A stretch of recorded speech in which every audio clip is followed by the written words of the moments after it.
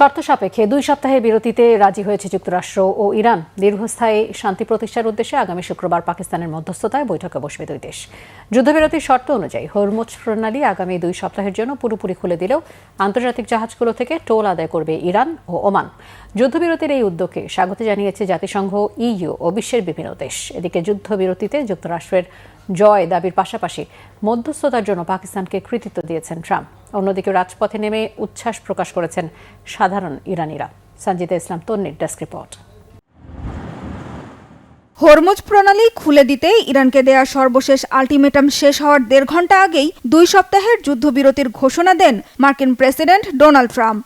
শুধু তাই নয়, স্থায়ী সমঝোতা নিশ্চিত করতে আগামী 10 এপ্রিল ইরানের সাথে বৈঠকেরও ঘোষণা দিয়েছেন। সামাজিক মাধ্যমের এক পোস্টে ট্রাম্প জানান, হরমুজ প্রণালী পুরোপুরি খুলে দিতে রাজি হয়েছে ইরান।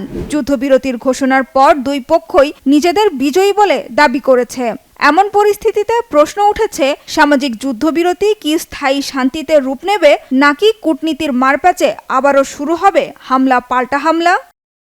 ইরানের সাথে যুদ্ধবিরতির পুরো কৃতিত্বই পাকিস্তানকে দিয়েছেন মার্কিন প্রেসিডেন্ট ডোনাল্ড ট্রাম্প। পাক প্রধানমন্ত্রী শাহবাজ শরীফ ও সেনাপ্রধান ফিল্ড মার্শাল আসিম মুনিরের অনুরোধেই ইরানের ওপর বিধ্বংসী হামলা 2 সপ্তাহের জন্য স্থগিত করেছেন বলে জানিয়েছেন ট্রাম্প। পাকিস্তানের মাধ্যমেই যুক্তরাষ্ট্রের কাছে হরমুজ প্রণালী খুলে দেওয়ার সম্মতি সহ 10 দফার যুদ্ধবিরতি প্রস্তাব পাঠিয়েছে ইরান।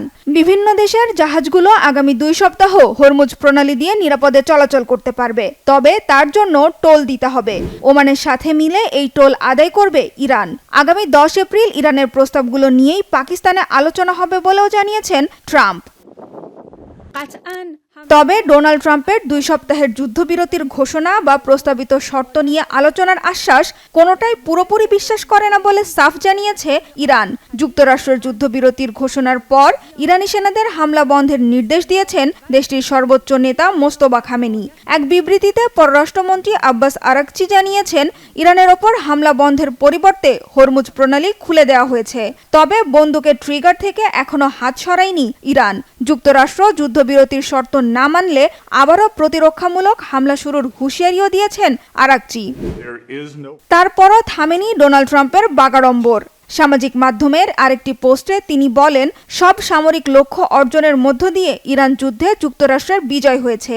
দাবি করেন, ইরান আর টানতে পারছিল না, দেশটি যুদ্ধবিরতি চেয়েছে।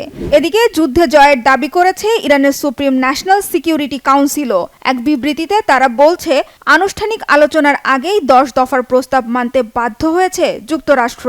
যুদ্ধবিরতিতে স্বস্তি ফিরেছে ইরানের সাধারণ মানুষের মধ্যে। রাস্তায় নেমে বিজয় উদযাপন করছে তারা।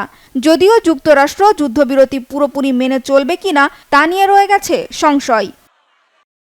সাময়িক এই যুদ্ধবিরতিতে যুক্তরাষ্ট্র ও তার মিত্র ইসরায়েল ইরানের পাশাপাশি লেবাননেও হামলা বন্ধ করবে বলে জানিয়েছিল মধ্যস্থতাকারী পাকিস্তান। তবে তা মানতে নারাজ ইসরায়েল। প্রধানমন্ত্রী বেনিয়ামিন নেতানিয়াহুর অফিস থেকে প্রকাশিত এক বিবৃতিতে জানানো হয়, মার্কিন প্রেসিডেন্ট ডোনাল্ড ট্রাম্পের ইরানের সাথে যুদ্ধবিরতির ঘোষণাকে সমর্থন দিলেও লেবানন এই যুদ্ধবিরতির বাইরেই থাকবে।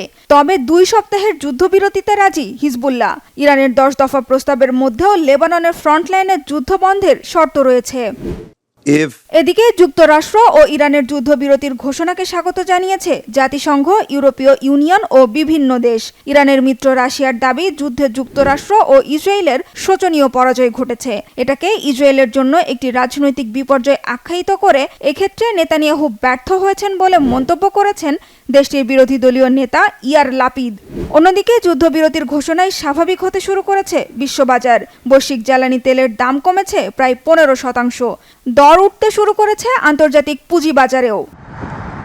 সঞ্জিতা ইসলাম তন্নি, বাংলা ভিশন নিউজ ডেস্ক।